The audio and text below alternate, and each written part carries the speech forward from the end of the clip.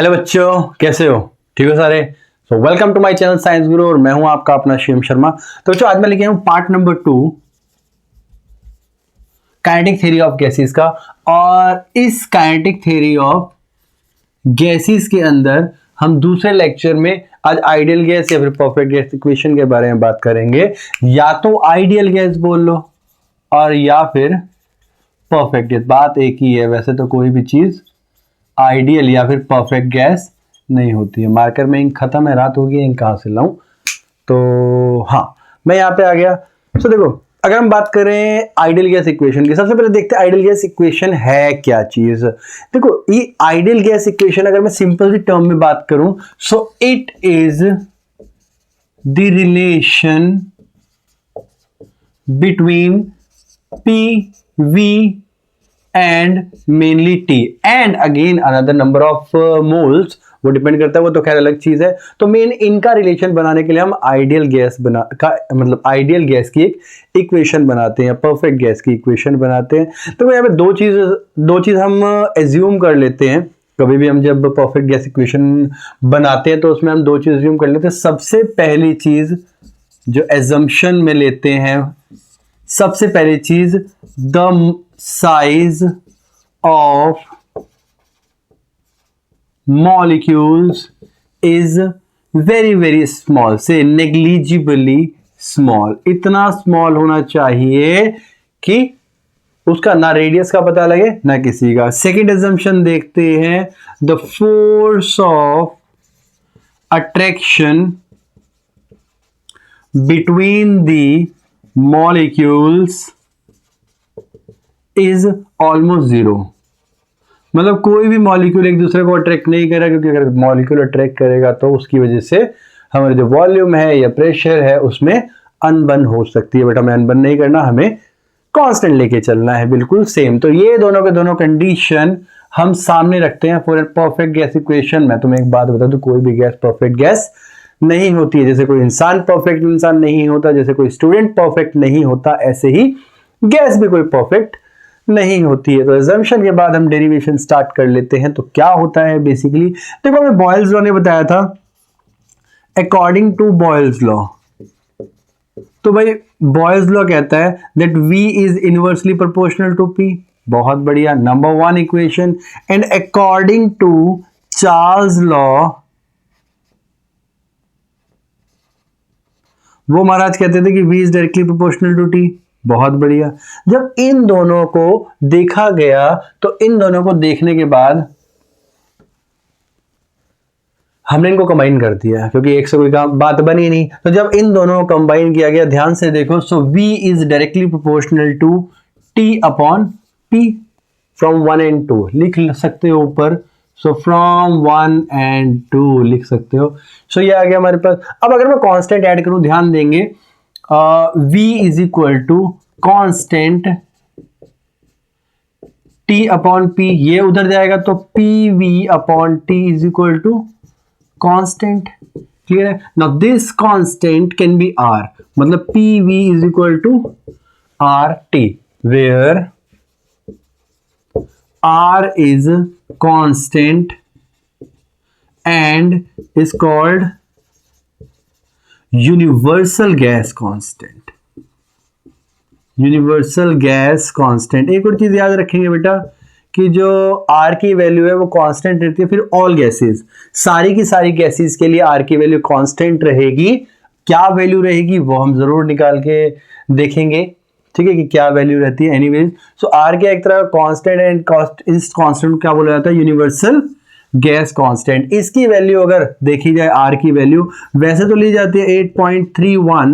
अब यूनिट क्या ली जाएगी? ऑब्वियस है, ये प्रेशर है, ये वॉल्यूम है, टेम्परेचर उधर गया तो देखो प्रेशर वॉल्यूम। चलो ऐसा करते हैं, इसके बारे में, R के बारे में मैं अलग से बताता हूं, ठीक है? R के बारे में हम अलग से बात करेंगे। अभी सिर्फ क्या, अच्छा सॉरी, ये भी काट दिया मैंने। अभी सिर्फ ध्यान देते हैं कि वह R क्या है? Universal gas constant. और इसकी वैल्यू क्या होगी वो बाद में बात करेंगे, क्योंकि जब तक डेप्थ में आ जाना तब तक मजा नहीं आता।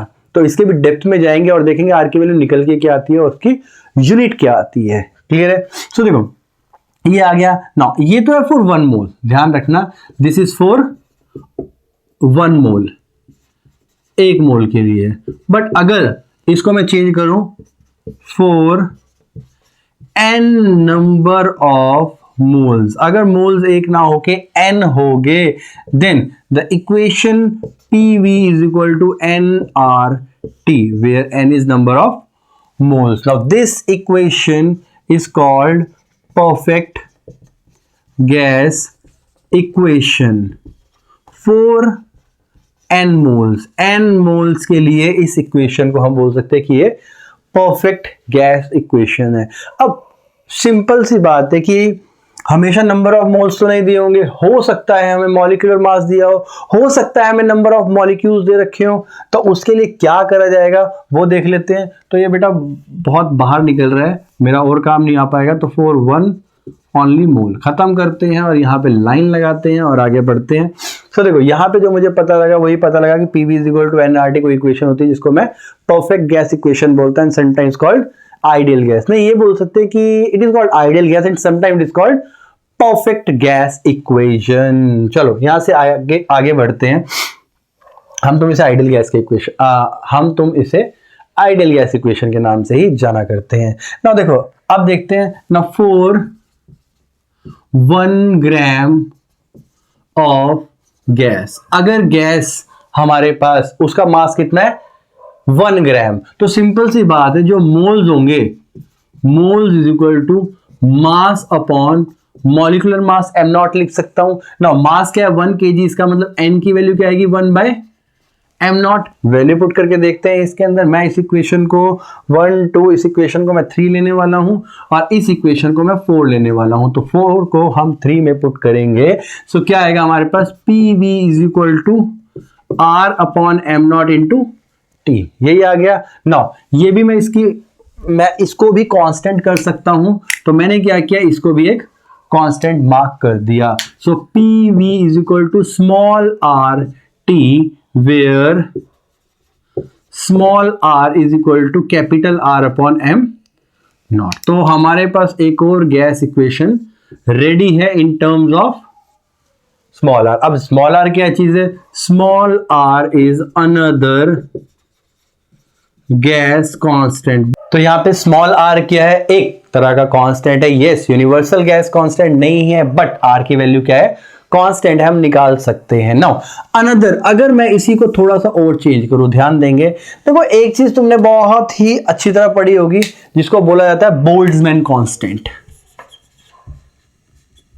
Boltzmann constant. अब ये बोल्ट्जमैन कांस्टेंट क्या चीज है, ध्यान रखना, मैंने तुम्हें यहां पे अभी r को छुड़वाया है, ना मैंने r की यूनिट्स बताई है और ना मैंने उसकी वैल्यू बताई है, तो उसके लिए वीडियो एंड तक देखनी पड़ेगी। अब तो फंस गए बेटा तुम। अगर वैल्यू पता भी है वो कैसे आई है, उसके यूनिट कैसे आए हैं, वो पता लगाने के लिए तो तुम्हें देखनी पड़ेगी। ठीक है, तुम्हारे पास तो ऑप्शन है, तुम तो लास्ट में जा सकते हो वैसे। देखो सो बोल्ट्जमैन कांस्टेंट की बात कर रहा था मैं। देखो बेसिकली अगर मैं बोल्ट्जमैन कांस्टेंट की बात करूं तो इसको KB से डिनोट करते हैं। KB is equal to basically gas constant, मतलब universal gas constant upon molecules, मतलब Avogadro number. Avogadro sorry molecules होता है, एवोगैड्रो तो बाद में आता है। तो यहां पे बेसिकली मॉलिक्यूल्स के लिए लिखते हैं, क्योंकि बोल्ट्जमैन ने कहा था, बोल्ट्जमैन ने बेसिकली ग्राम के लिए नहीं बताया था, उन्होंने बताया था कि जो मतलब परफेक्ट आइडियल गैस इक्वेशन होती है वो मॉलिक्यूल्स पे कैसे करती है। तो KB बोल्ट्जमैन कांस्टेंट कहता है the gas constant upon molecules. मतलब मैं ये कह सकता हूं कि KB is equal to gas constant is R and molecule is N। Number of molecules यही होते हैं ना, यही होते हैं, बहुत बढ़िया यही होते हैं। तो इसको इरेज करके हम आगे बढ़ते हैं। बहुत ही जबरदस्त लेक्चर बनने वाला है ये, और बन रहा है, जिसमें मैं एक एक चीज के बारे में बता रहा हूं। ध्यान देते रहो, बस केमिस्ट्री में भी तुम्हें काम ही आएगा। तो काइनेटिक थ्योरी ऑफ गैसेस है, जब तक ये सब नहीं पता लगेगा तब तक क्या करोगे। हाँ, तो मेरे पास KB की वैल्यू आ गई R अपॉन N। नाउ अगर मैं इस क्वेश्चन 3 को देखूं, नो फ्रॉम इक्वेशन 3, अगर मैं इक्वेशन 3 को देखूं, ध्यान देंगे P V is equal to N को मैं N upon Avogadro number N naught R T लिख सकता हूं, मुझे लगता है लिख सकता हूं। बट अगर मैं यहां से आर की वैल्यू निकालूं तो क्या आएगी, के बी इंटू एन, यही आएगी।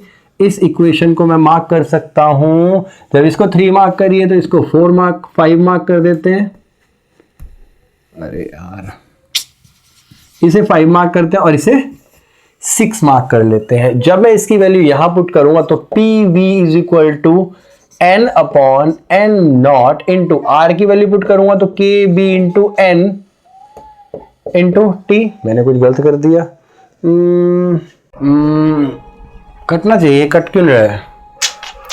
देखो बेसिकली अगर ठीक है, Boltzmann constant per unit molecule, जब मैं पर यूनिट मॉलिक्यूल का निकालूंगा तो ऑब्वियस नंबर ऑफ मॉलिक्यूल्स, एक मॉलिक्यूल का निकालने के लिए मुझे सबसे डिवाइड करना पड़ेगा। हाँ ठीक है, तो बेटा यहाँ पे एवोगैड्रो आएगा एन नॉट, जिसकी वजह से मेरा यहाँ पे कटेगा, तो के बी एन नॉट आ जाएगा और एवोगैड्रो नंबर मेरा यहाँ पे कैंसिल हो जाएगा और मेरा यहाँ पे क्या फॉर्मूला आ गया, P V is equal to N मतलब K B T. Now this is another formula. अब ये फॉर्मूला अगर ध्यान से देखते हैं तो ये जा चुका है हमारे पास बोल्ट्जमैन कांस्टेंट में, तो P V is equal to अगर हम इसको सीक्वेंस में लिखे तो K B N T. Now this is another formula, mark किया मैंने 7 से, क्लियर है। नाउ आगे देखते हैं। एक्चुअली मेरा बच्चा है जो कि अभी साल का भी नहीं हुआ है, वो रोने लग गया था। तो मैं क्या बता रहा था, हाँ okay, so P V is equal to K B N T, ये आ गया। अब मैं तुम्हें 2 चीजों के बारे में बताने वाला हूं, एक तो बताने वाला हूं यहाँ पे आर के बारे में और दूसरा बताने वाला हूं मैं के बी के बारे में। सो इन दोनों की वैल्यूज लिखने के बाद डेफिनेटली मैं वीडियो को एंड करने वाला हूं, तो ध्यान देना बिल्कुल बारीकी से कि इनकी वैल्यू कैसे आती है। देखो अब बात करेंगे यूनिवर्सल गैस कांस्टेंट आर की। देखो आर की वैल्यू आई कहां से, अगर मैं सिंपल सा एक फॉर्मूला बताऊं तो मैं, तो सिंपल सा एक फॉर्मूला होता है P V is equal to N R T. अब देखो इन सारी की वैल्यू, इन सब की वैल्यू अगर मैं बोलूं फॉर 1 मोल, तो 1 मोल के लिए तुम्हें पता है एन की वैल्यू क्या हो जाएगी 1, बट बाकी की वैल्यू क्या लेंगे हम, तो हम क्या करते हैं बाकी की वैल्यू भी एट एसटीपी यूज करते हैं।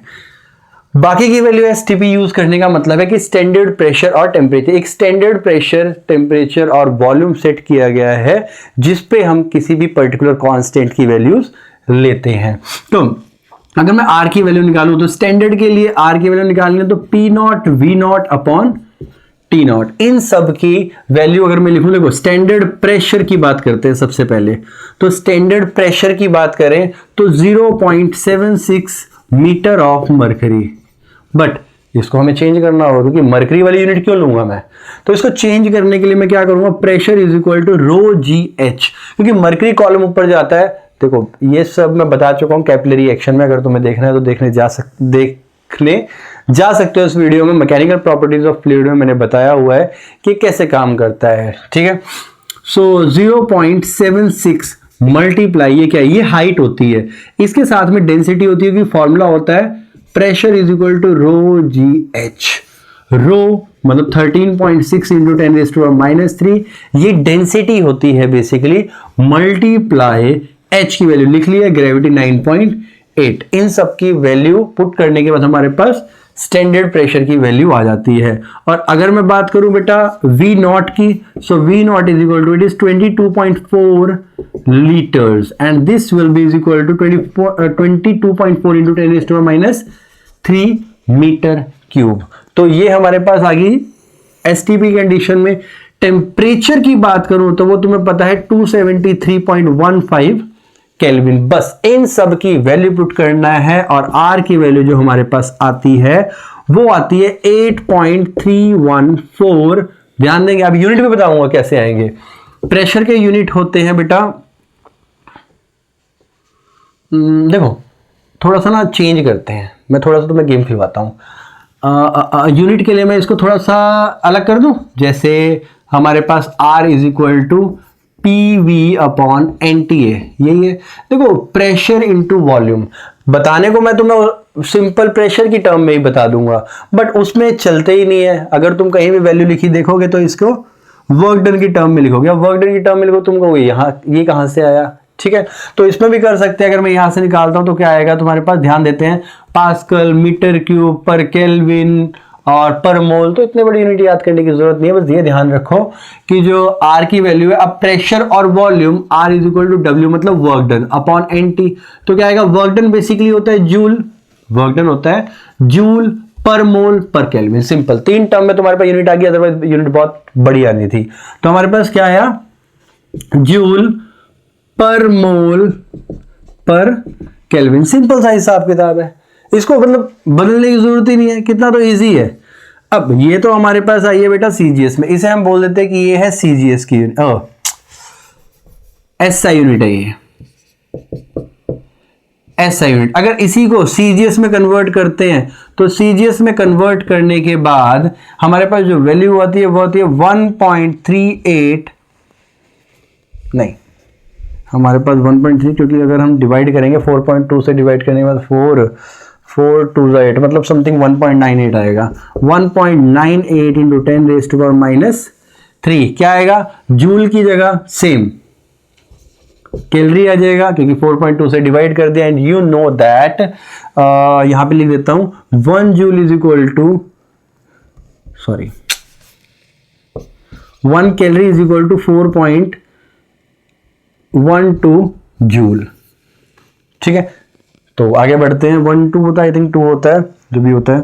सो 1.9 into 10 raise to power -3 joule की जगह कैलोरी आ गया, मोल की जगह सेम मोल रहेगा, और केल्विन की जगह हमारे पास पर डिग्री सेल्सियस आ गया। तो ये सीजीएस में यूज कर सकते हो, हालांकि सीजीएस में कोई यूज करता नहीं है इसकी वैल्यू। अब बात करते हैं हम बोल्ट्जमैन कांस्टेंट के। बोल्ट्जमैन कांस्टेंट बेसिकली केबी के बारे में। नाउ केबी का फॉर्मूला मैंने तुम्हें बताया था कि it is the universal gas constant per unit molecule and area and not.